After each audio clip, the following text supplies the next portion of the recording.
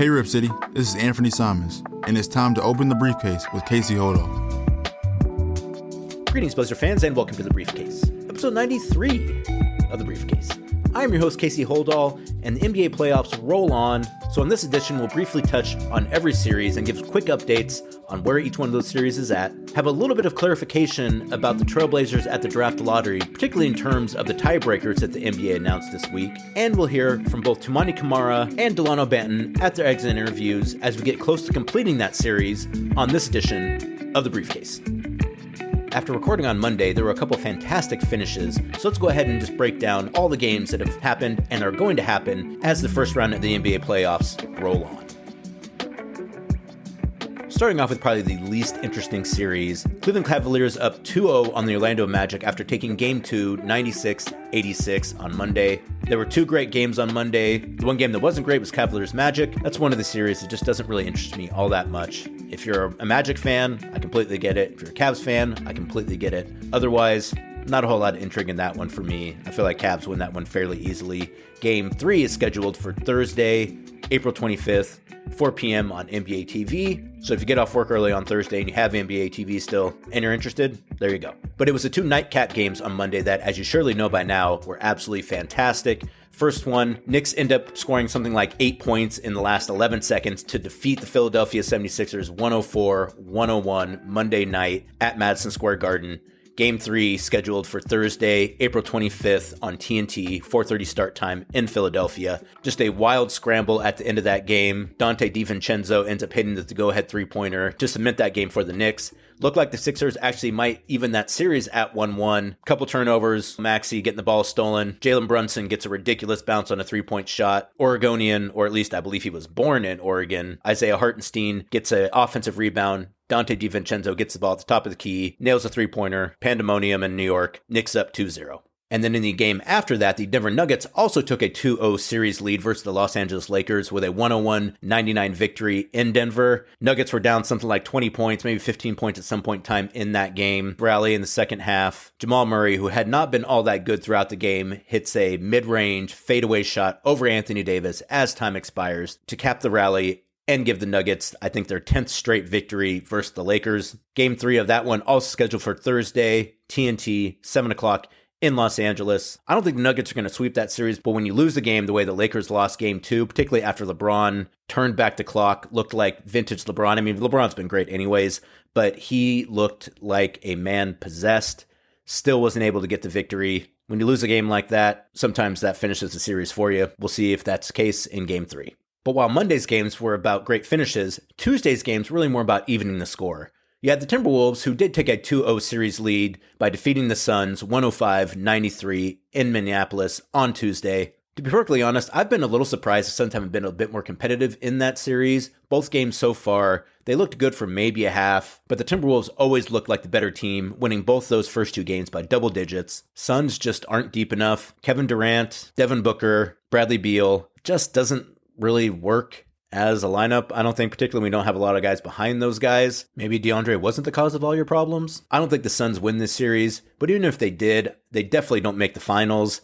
And if this team, as constructed, doesn't make the finals, where do you go next? I don't know where the future is for that team if they're not going to win it this year, and it sure doesn't seem to me like they're going to win it this year. Game 3 of Suns versus Timberwolves is scheduled for Friday, 7:30 start time on ESPN.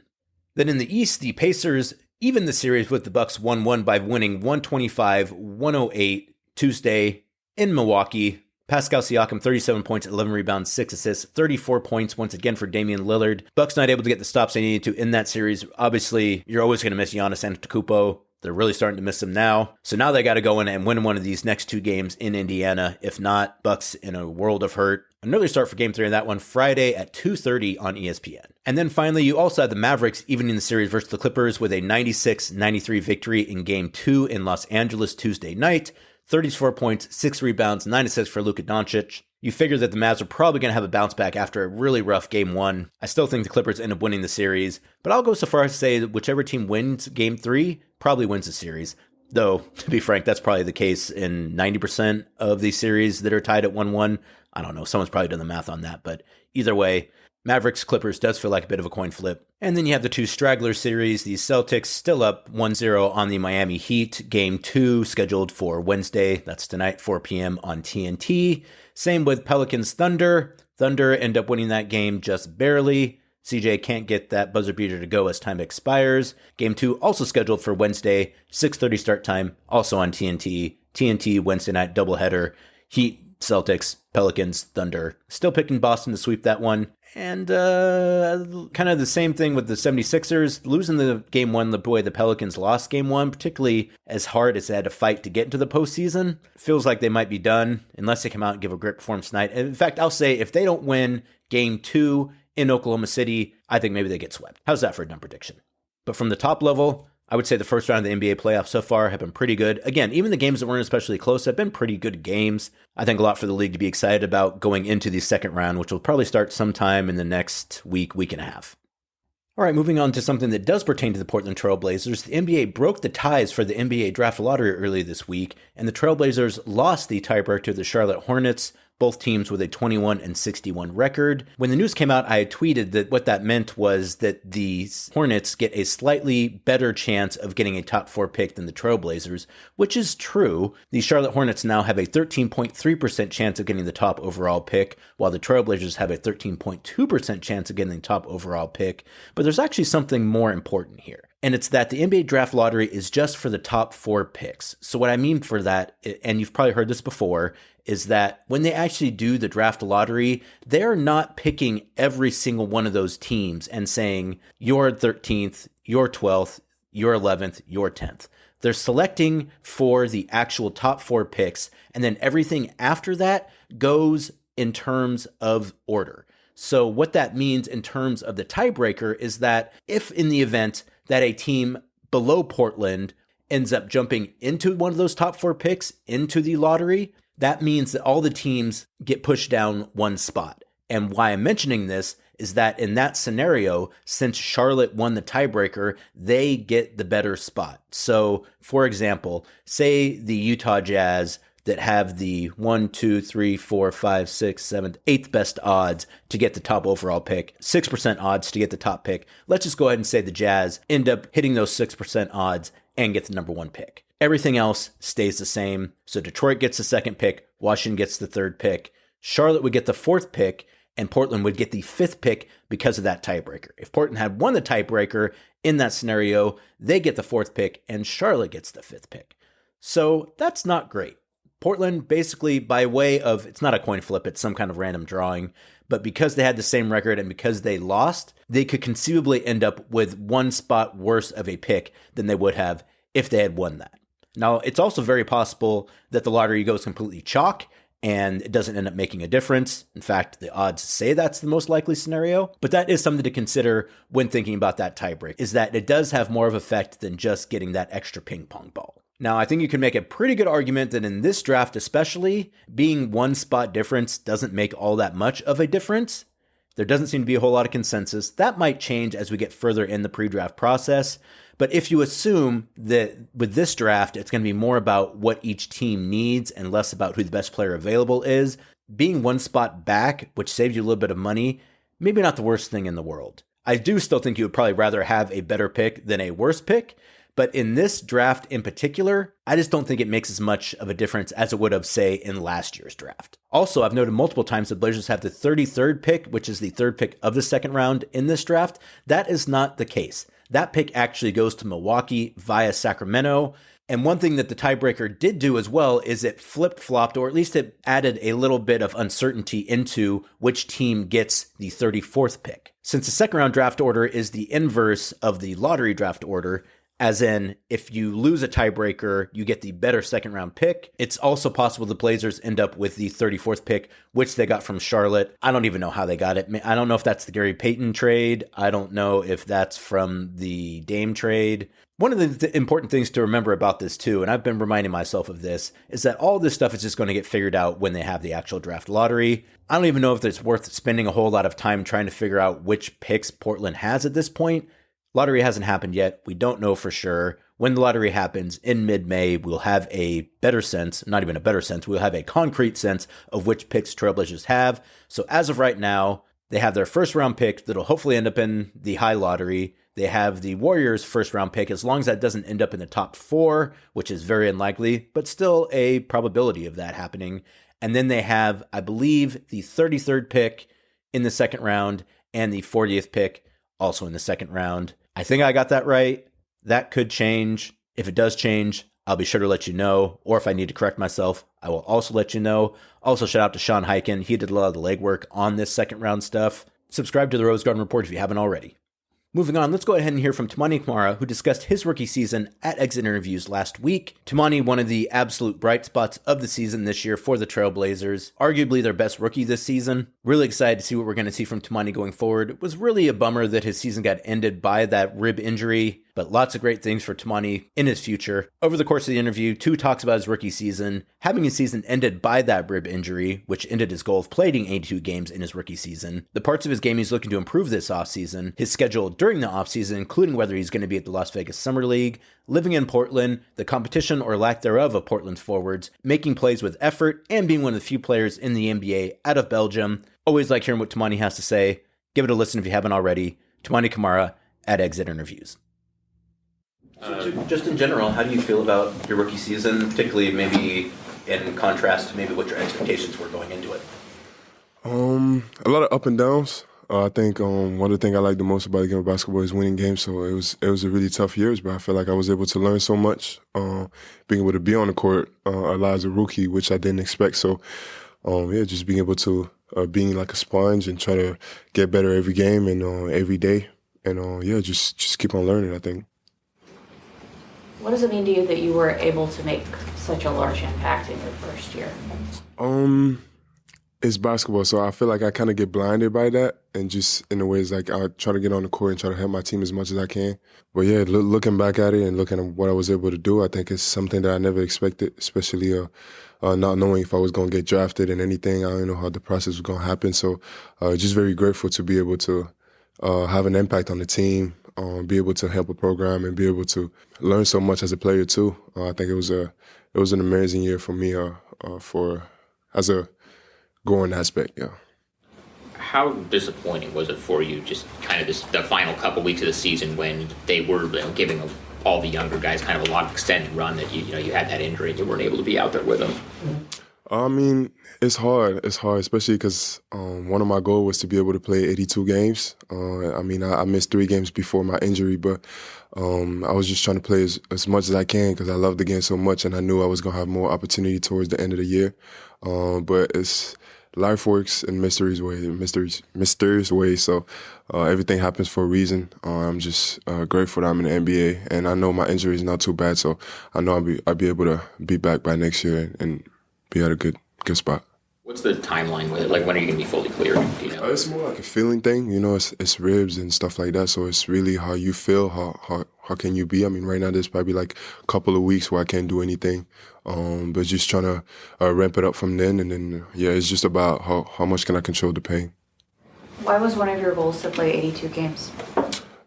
Just because I'm a competitor. And I just love being on the court. And I hate sitting on the sideline and having to watch my teammates and my boys play, go on the court and have to go like 100% when I can't participate. So I think it's very important for me to be able to give 100% and participate to as much as I can. What are maybe some of the things you're going to look to improve this offseason? I think my shooting, finishing, and ball handling are probably the main 3 things that I want to improve. And then keep on working on all the aspects with this, my physical abilities, or also my defense. Also read the screens better, watch more film, and just keep on getting better every day. Do you have an idea yet of what your schedule is going to look like? Are you going to be here? Are you going to Florida? Are you going to Europe? Like, did you know kind of how that's going to play out at least? It's really hard to kind of plan that right now, especially with the injury. So it's probably going to be a lot of change, but the main 2 places I'll be is probably Portland and Miami. I'll try to go back and forth from there, see how it goes, and then see how much I can do by next month. So we'll see. If you're able to with the injury, do you want to play Summer League again?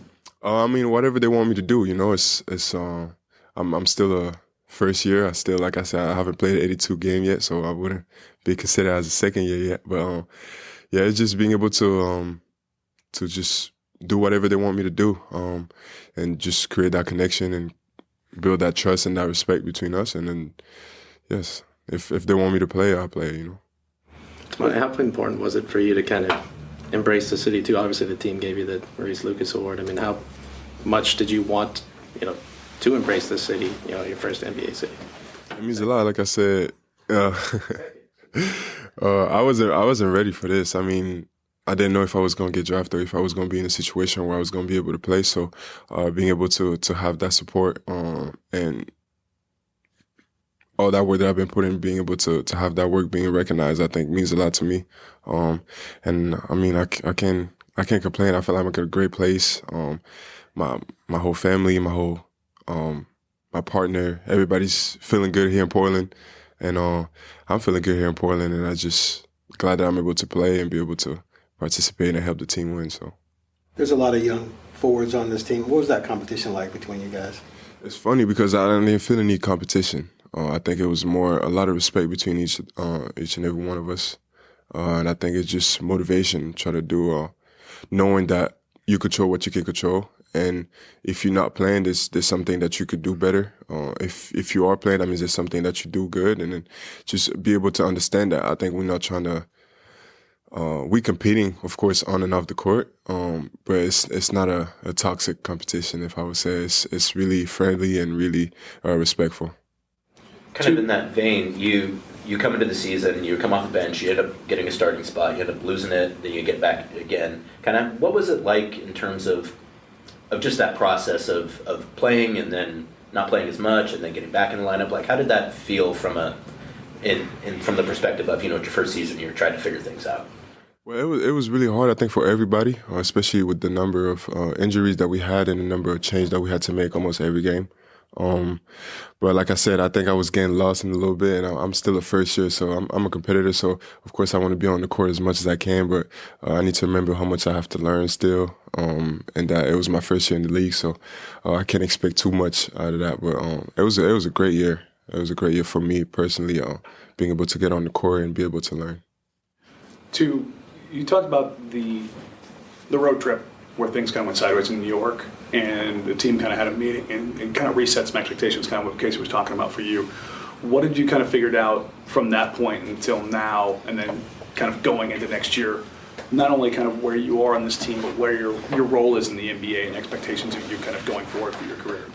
I think right now who I am is defense first person. I'm trying to still find myself as an offensive guy. I feel like throughout my whole career in college, I've been a 4-5 man. So it's my first year playing on the wing and be able to put the ball on the ground a little bit more and not playing back to the basket. So it's a lot to learn, a lot of new habits that I have to have.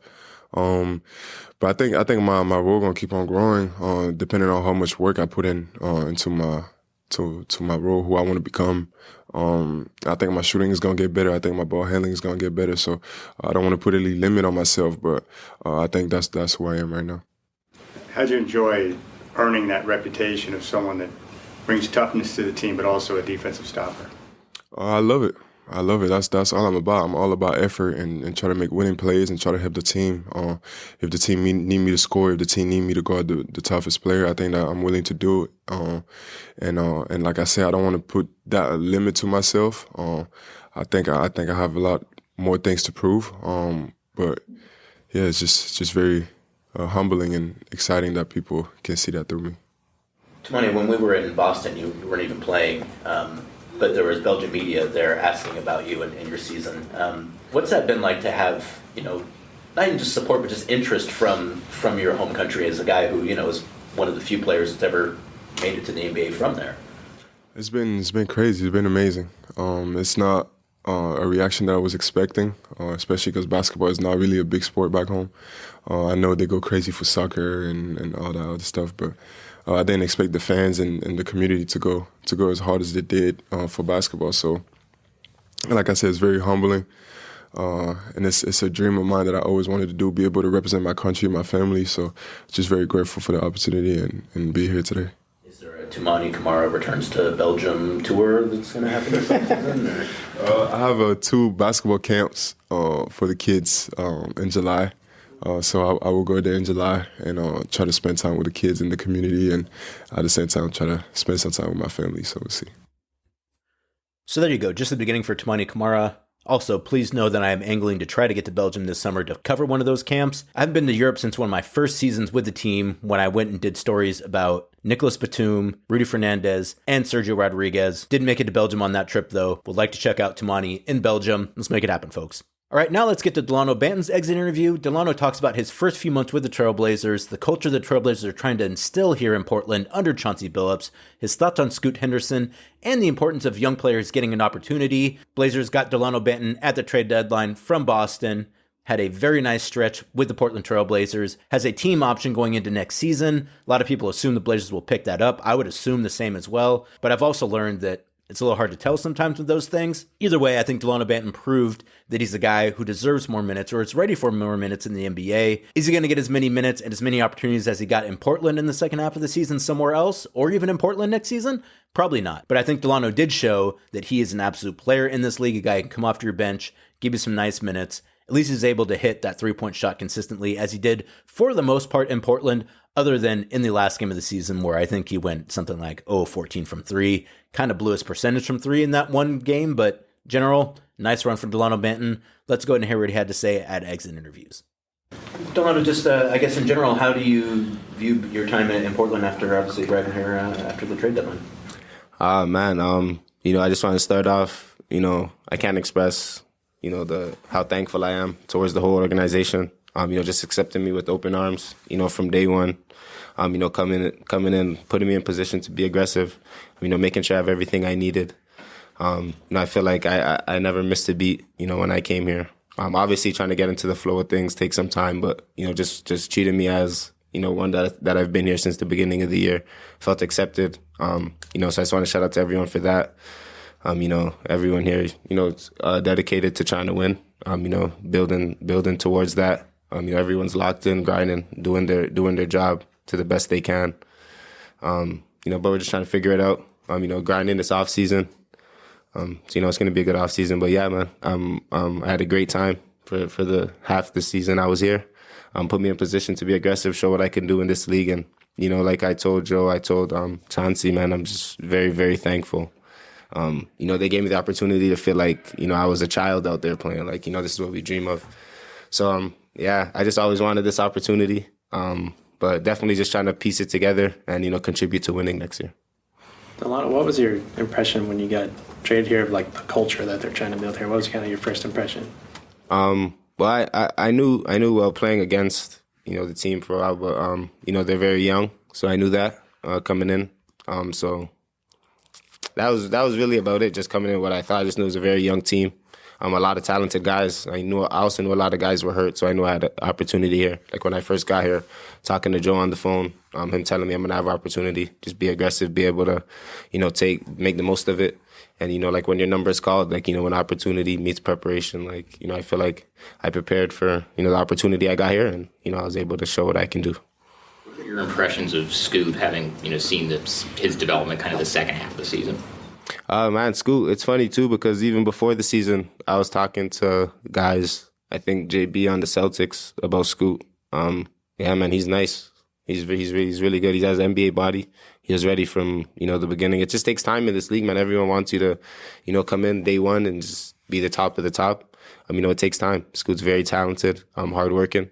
So, when you have those two things put together, it's going to be scary. But, Scoot, I feel like he ended off on a very, very high note. Not just for himself, but just to show people what he really can do. And yeah, man, we need that out of school. A lot of stuff on the stat sheet that we don't see that we get from Scoot every night. His leadership, he doesn't shy away from being our point guard. He doesn't care that he's a rookie. He talks. He makes sure he's vocal. He makes sure he says the things he has to say, even if it's not wanting to be heard. So, shout out to Scoot, man. He's a very young talent, and he's gonna have a great career. When you were meeting with Joe and Chauncey today, did they give you any sense of kind of where they're leaning on the team option they have for you next year for your contract? Even if I had an answer for that, I wouldn't really give that answer. I feel like that's behind closed doors for what they have going on. But no, I don't have an answer for that. But like I said, man, I'm very grateful for my time here. I can't express the gratitude I have towards this whole organization. So I'm sure they'll do what's best. But I feel like just with that stays behind, and I guess you guys will figure that out when you guys do. Sorry. Do you think you did enough to show that you deserve an opportunity either here or somewhere else to have a larger role? Pardon me?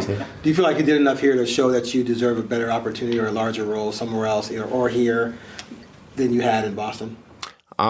Definitely. Whether I just feel like any there's a lot of people in this league who are were in my position who never got the opportunity to play, and then when they do, they might get the chance to show what they can do. So I feel like that's kind of for everybody. But yeah, man, definitely. I feel like I kind of got to show what I can do.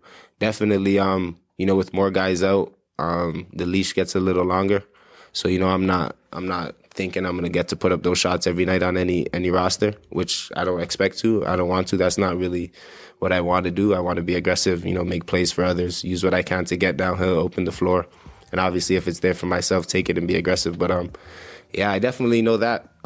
But yeah, definitely with a lot of guys out, you have a longer leash. So with all our guys back, a lot of those shots drop.